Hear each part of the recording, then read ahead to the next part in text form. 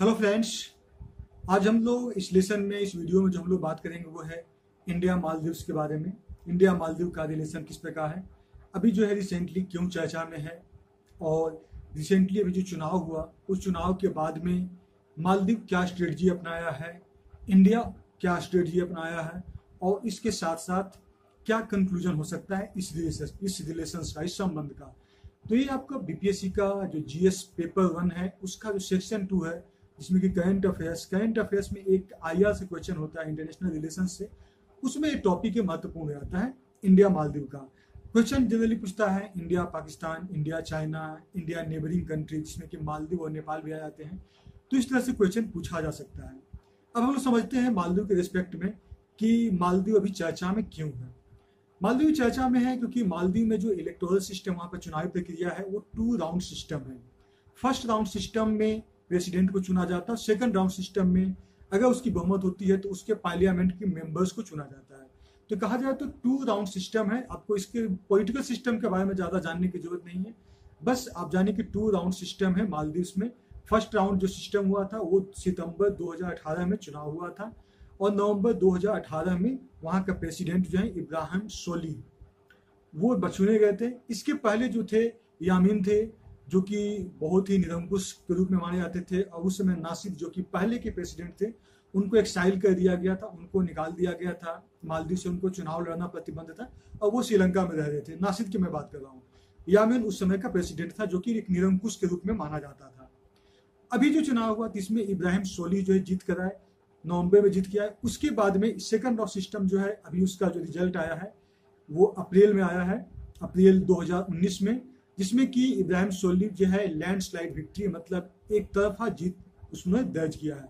और इस चुनाव में जो नासिर जो कि पहले एक्साइल थे, यानी जो श्रीलंका में वो रह रहे थे, वो वापस आए थे जब इब्राहिम सोली राष्ट्रपति बने थे नवंबर 2018 में। उसके बाद से अभी तक में यानी 5 महीना में जो है इन्होंने काफ़ी पार्टी के लिए काम किया, और उसके बाद में माले से, मालदीव का जो कैपिटल है माली, वहाँ से ये एमपी के रूप में, सांसद के रूप में चुन कर आए नासिर। तो ये आपको टोटल वहाँ का बेसिक सिस्टम हम लोग समझ लिए, इलेक्टोरल वहाँ का प्रोसेस समझ है। नया जो चुनाव हुआ इसमें लैंडस्लाइड विक्ट्री, टोटल 87 सीट था, उसमें से 67 सीट जो है वो एमडीपी का आया है, जो कि मालदीवियन डेमोक्रेटिक पार्टी, इसी का जो है वो इब्राहिम सोली का ये पार्टी है। अब यहाँ पे आता है कि इंडिया मालदीव का जो इस तरह का जो अभी जो चुनाव हुआ, उस चुनाव से इंडिया मालदीव के लिए कितना महत्व रखता है और मालदीव इंडिया के लिए कितना महत्व रखता है। इससे कुछ चीज़ों को देखेंगे तो इंडिया के लिए कितना महत्वपूर्ण रखता है। तो सबसे पहला जो है कि इंडियन ओशन का एक बहुत ही महत्वपूर्ण कंट्री है, स्ट्रेटेजिकली काफ़ी ज़्यादा महत्वपूर्ण कंट्री है, और इंडिया का एक नेबरेस्ट जो है, सबसे जो नज़दीकी जो इंडियन ओशन का जो कंट्री है वो है मालदीव। मालदीव स्ट्रेटेजिकली काफ़ी इंपॉर्टेंट है। दूसरा है कि चाइना जो है मालदीव में काफ़ी इन्वेस्टमेंट किया है, तो उस इन्वेस्टमेंट की वजह से चाइना का वहाँ पर दबदबा बढ़ गया है। तो इंडिया के लिए ये प्रॉब्लम खड़ा हो रहा था कि इंडिया चूंकि कब्जा कर रहा है एक तरह से मालदीव से, तो फिर चाइना जिस तरह से मालदीव पे कब्जा कर रहा है, इंडिया के लिए प्रॉब्लम खड़ा हो सकता था। फिर देखिए चाइना जो है वहाँ पे काफ़ी ज़्यादा इंफ्रास्ट्रक्चर और बहुत ज़्यादा लोन के तहत मालदीव को लगभग एक कॉलोनी, एक अपना कॉलोनी के रूप में बना लिया था, डेवलप कर लिया था। तो ये 3-4 कारणों से जो है इंडिया के लिए मालदीव जो है काफ़ी महत्वपूर्ण रोल रहता है। अब यहाँ पे चूंकि मालदीव का चुनाव हम लोग देख लिए, मालदीव का चुनाव में इब्राहिम सोली जी जीता, एमडीपी जो कि मालदीवियन डेमोक्रेटिक पार्टी है, इसके पहले का जो पार्टी था वो हार गया। और इस चूंकि सार्क में भी हम लोग इंडिया और मालदीव दोनों साथ में हैं। अब यहाँ पे जो चुनाव जीत गया है, चुनाव जीतने के बाद में अभी का रिलेशन किस प्रकार हो सकता है, मालदीव क्या स्ट्रेटजी अपना रहा है अभी चुनाव जीतने के बाद में। तो इसमें सबसे पहला, इसमें हम लोग 6-7 पॉइंट को हम लोग देखने, पॉइंट को आप लोग नोट डाउन कर लीजिएगा, इसको ध्यान रखिएगा। पहला जो है कि चुनाव जीतने के बाद में बोला कि यामीन गवर्नमेंट, इसके पहले का जो प्रेसिडेंट था, यामीन गवर्नमेंट जितना जो जमीन दिया था चाइना को, वो जमीन का जो है उसको रिव्यू किया जाएगा, उसके इन्वेस्टिगेशन किया जाएगा। बहुत सारे जो की इंफ्रास्ट्रक्चर और जो एसेंशियल यूटिलिटीज है उन सारी चीज़ों को फिर से इन्वेस्टिगेशन किया जाएगा, जांच किया जाएगा। तो ये हो गया पहला चीज़ जो कि नई गवर्नमेंट आने के बाद में सोच रही है। नई गवर्नमेंट जो है इंडिया के फेवर में बहुत हद तक काम करती है, और इंडिया जो है इंडिया के साथ मिलजुल कर जो यानी पड़ोसी देशों के साथ संबंध काफ़ी बेहतर हो जाता है। तो अभी जो गवर्नमेंट आई है वो इंडिया के लिए कहीं ना कहीं बेहतर साबित होगी। तो पहला स्ट्रेटजी अपनाया है कि चाइना जो जो लैंड ग्रैब किया उसको इन्वेस्टिगेशन करें।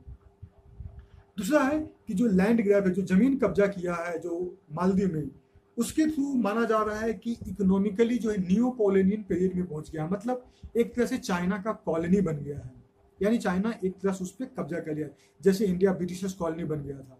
उसी प्रकार जो मानना है नए प्रेसिडेंट जो है उनका कि एक तरह से जो है मालदीव जो है चाइना का कॉलोनी बन गया था। ठीक है।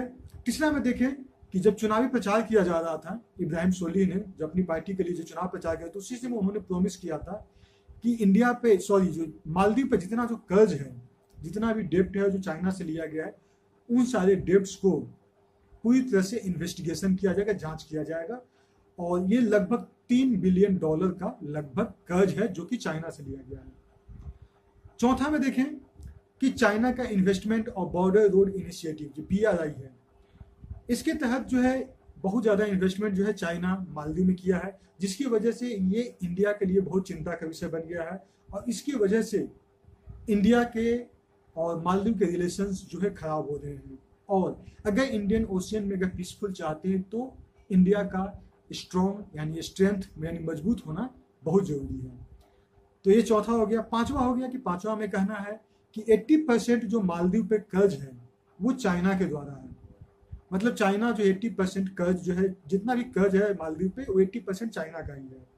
छठा में देखें किसमें बोला जा रहा है कि जितना भी पहले चाइना के साथ मालदीव के संबंध है उन सारे संबंधों को भी इन्वेस्टिगेट किया जाएगा, जांच किया जाएगा। 7th पॉइंट में देखें कि करप्शन और जितना भी स्टेट एसेट है उस सबको रिकवर किया जाएगा और करप्शन को कम किया जाएगा। 8th पॉइंट में कह सकते हैं कि जीरो टॉलरेंस फॉर करप्शन के लिए कोई भी किसी भी तरह का टॉलरेंस नहीं, कोई भी सहानुभूति नहीं होगी। तो अभी हम लोग फिर हम लोग रिविजन कर लेते हैं कि मालदीव जो है अभी चुनाव जीतने के बाद में क्या क्या बोला है। सबसे पहले बोला है कि चाइना जो लैंड कब्जा किया है मालदीव में उसको इन्वेस्टिगेशन किया जाएगा। दूसरा है कि जो लैंड कब्जा किया उससे जो है चाइना जो है एक कॉलोनी बनाना चाह रहा था मालदीव में। तीसरा देखें कि चाइना जो चाइना के द्वारा जो कर्ज दिया गया है मालदीव पे उसको फिर से इन्वेस्टिगेशन किया जाएगा, लगभग $3 बिलियन यानी $3 अरब का कर्ज है। चौथा में देखेंगे कि इंडिया और मालदीव के बीच में रिलेशन खराब हो रहा था क्योंकि चाइना की इन्वेस्टमेंट हो रहा था, इस पर जो है मालदीव फिर से काम करेगा। और मालदीव का कहना है कि इंडियन ओशियन में इंडिया का एक बहुत ही महत्वपूर्ण रोल है। पांचवा में देखें कि 80% जो भी डेप्ट है, जो भी कर्ज है मालदीव पे वो चाइना का है। छठा में देखें कि जो चाइना के साथ मालदीव के जितने भी अग्रीमेंट हुए हैं उन सारे अग्रीमेंट को फिर से इन्वेस्टिगेट किया जाएगा। सातवां में है कि जितना भी असेट जो चाइना के पास चला गया उसको रिकवर करने का प्रयास किया जाएगा मालदीव के द्वारा। ठीक है। और आठवां है कि जीरो टॉलरेंस फॉर करप्शन के लिए इसका जीरो टॉलरेंस रहेगा। तो इतनी सारी चीजें हैं जो कि मालदीव गवर्नमेंट अभी नए आने के बाद में सोची है। ऐसे में इंडियन गवर्नमेंट क्या स्टेप उठाई है? इंडियन गवर्नमेंट जो स्टेप उठाई है 1.4 बिलियन यानी $1.4 अरब, ये जो है मालदीव को मदद करेगा इंडिया। ठीक है, ये पहला है। दूसरा है कि मालदीव रिक्वेस्ट किया है कि वहां पर एक क्रिकेट स्टेडियम बनाया जाए मालदीव में और उसमें भारत का सहयोग चाहता है और भारत इस पर सहयोग देना चाहता है। सेकंड हो गया। तीसरा हो गया कि चाहता है इंडिया की मालदीव के साथ कोऑपरेशन जो सहयोग का जो मुद्दा है उस पर अग्रीमेंट हो और इसको लागू किया जाए। ठीक है। नेक्स्ट में देखें कि मालदीव में जो भी पीपल ओरिएंटेड वहाँ के लोगों के लिए जो भी प्रोग्राम चलाया जा रहा है, जैसे कि जल संबंधित प्रोग्राम हो गया, जल वाटर सीवेज, ये सारे संबंधित जो प्रोग्राम है उसमें गवर्नमेंट ऑफ इंडिया का सहयोग चाहिए, ये हो गया। और उसके अलावा जो है बहुत ज़्यादा जो है डिफेंस कोऑपरेशन भी इंडिया और मालदीव के बीच में कोशिश किया जाएगा। तो ये इंडिया की तरफ से इस तरह का स्टेप्स लिया गया है। इस कुल कहानी का कंक्लूजन हम लोग लिखेंगे, अगर IAS से रिलेशन में कुछ क्वेश्चन पूछता है तो हम लोग कंक्लूजन में कुछ इस तरह से लिखेंगे कि हमारा मालदीव जो है लास्ट में जब हम लोग लिखेंगे तो मालदीव कितना महत्वपूर्ण है। मालदीव जो है स्ट्रेटेजिकली सामरिक रूप से बहुत महत्वपूर्ण पोजीशन पे है इंडिया के लिए, ज्योग्राफिकली लोकेशन भी बहुत अच्छा है इंडिया के लिए। दूसरा में देखें तो मालदीव जो है वो चाहता है कि इंडिया उसको सपोर्ट करे। इसके पहले की अगर कहानी आपको ध्यान में देंगे तो यमीन जो था, इसके पहले का जो राष्ट्रपति था जो कि निरंकुश माना जा रहा था, उसका कहना था कि वो इंडिया के साथ रिलेशन बनाना चाहता था।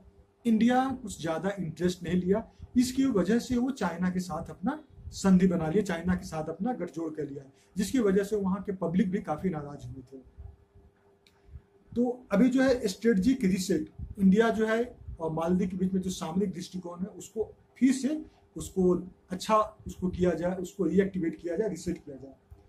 नेक्स्ट में देखिए कि फाइनेंशियल असिस्टेंस, इंडिया जो है उसको फाइनेंशियली असिस्टेंस करे, मदद करे यहाँ मालदीव को।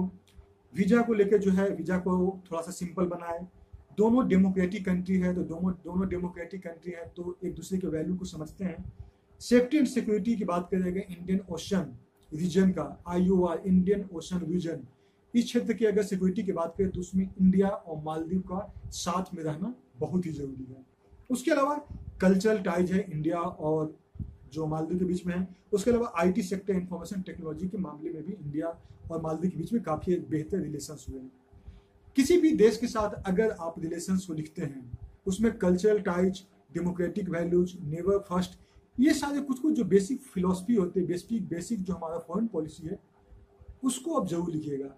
तो मालदीव से संबंधित सारी चीज़ों पे हम लोग बात कर लिए और इसको तो चूंकि मैं रफ में एक तैयार किया हूँ, अगर मैं देखते हैं अगर मौका मिलेगा तो मैं इसको अच्छा ढंग से इसको तैयार करके मैं आपको PDF भी भेज दूंगा।